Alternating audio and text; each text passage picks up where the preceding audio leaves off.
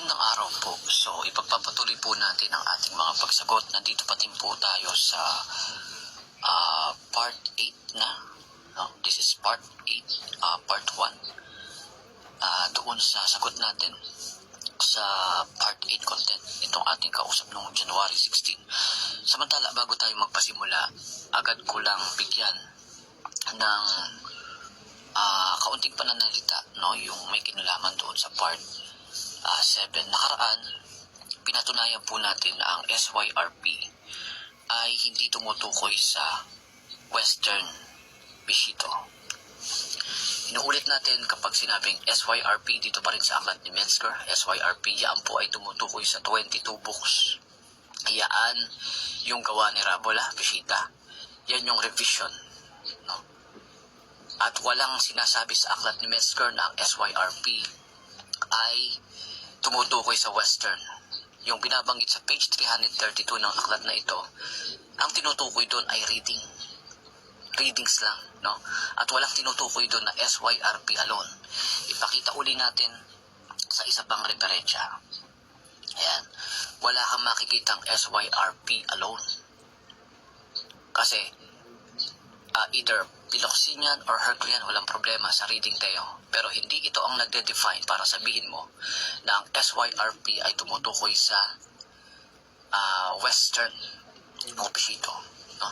Kasi ang SYRP na tinutukoy sa page 98 ay tumutukoy sa Pishita, 22 books. Ang Western reading o ang Pishito is 27 books.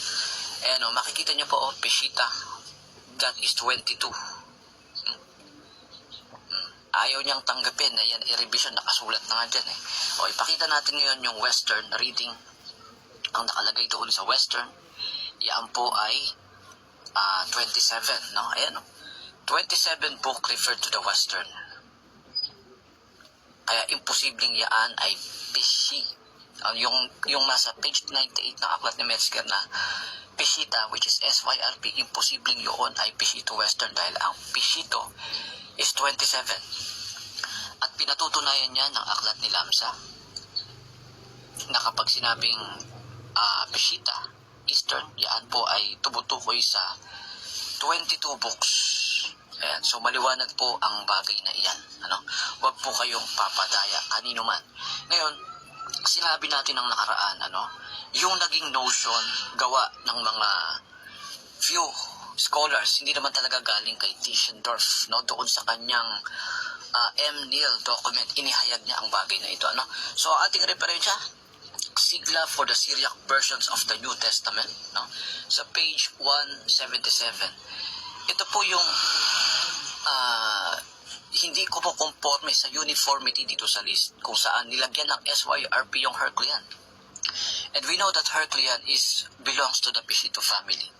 And Herculean, ang designated symbol po niya is SYRH.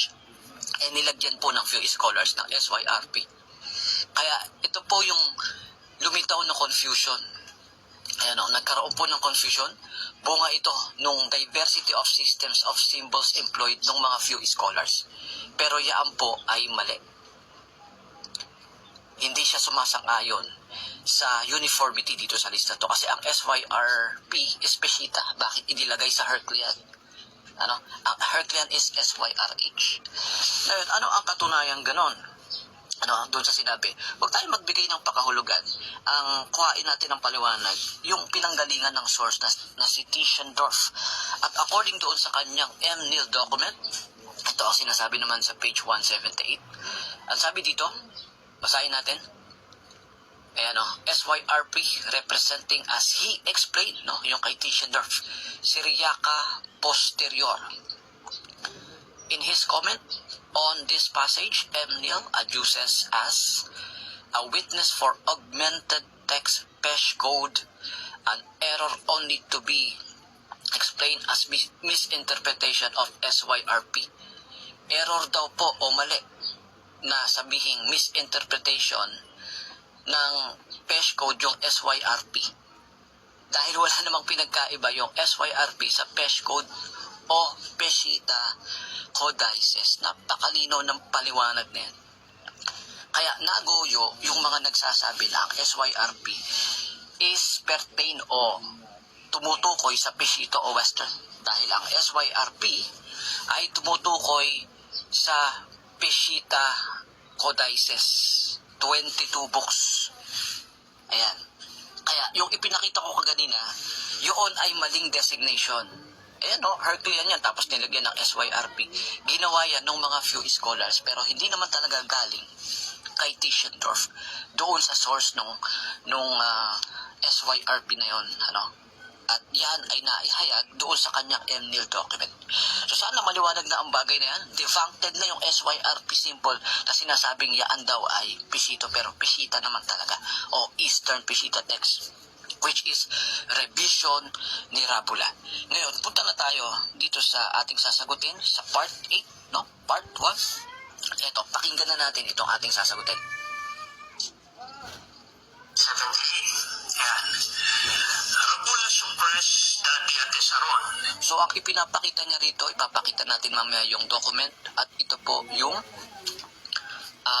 kay Burkett, no?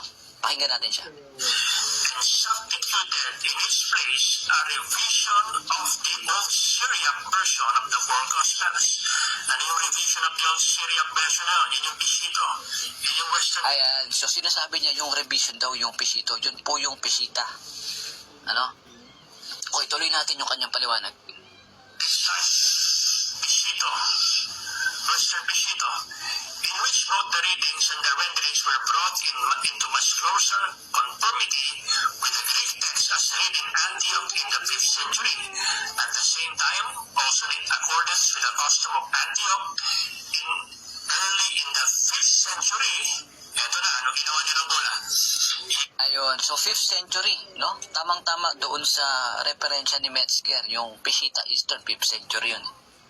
Introduce a version of the first epistle of St. Peter, the first epistle of St. John, and the epistle of St. James, together with a revised text of the Acts and the Ayan, so yung paliwanag ni Burkett, inakala niya na tumutukoy sa Western o Peshito. So ipakita na natin yung document para maihayag natin na yan ay tumutukoy sa Peshitta. So ito po yung document. Ayan, no? Ayan yung document ni Burkett. May iniuulat na revised text. Sino ba ang gumawa ng revision na yan? Walang iba kundi yung may history na gumawa ng revised. No, sa page 77, the same book, Rabula suppressed the Diataseron and substituted in its place a revision. Yung revision na yan, Peshitta, of the Old Syriac version of the four Gospels, in which both the readings and the renderings were brought into much closer conformity with the Greek. So yung Greek na tinutukoy dyan ay Byzantine.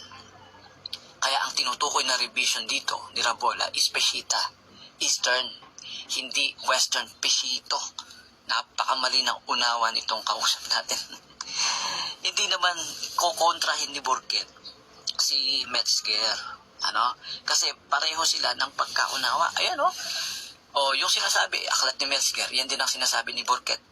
O, patunayan natin, doon mismo sa aklat ni Metzger, o, ibalik natin doon sa referensya ni Metzger. Ito ang sinasabi ni Metzger. Ayan, o. So, ang tinutukoy dito is Peshitta. Diba? Peshitta 22. Ayan.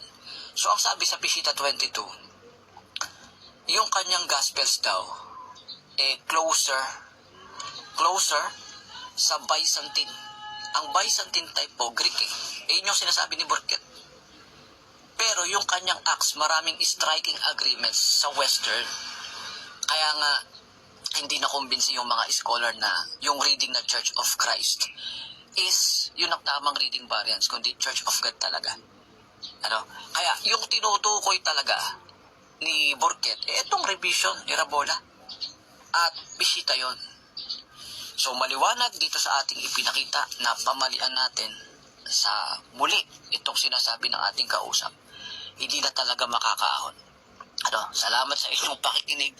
Kalaban ni Burkett, ni Metzger, no, ni Brack. Itong si Lamsa, siya lang ang kakampi.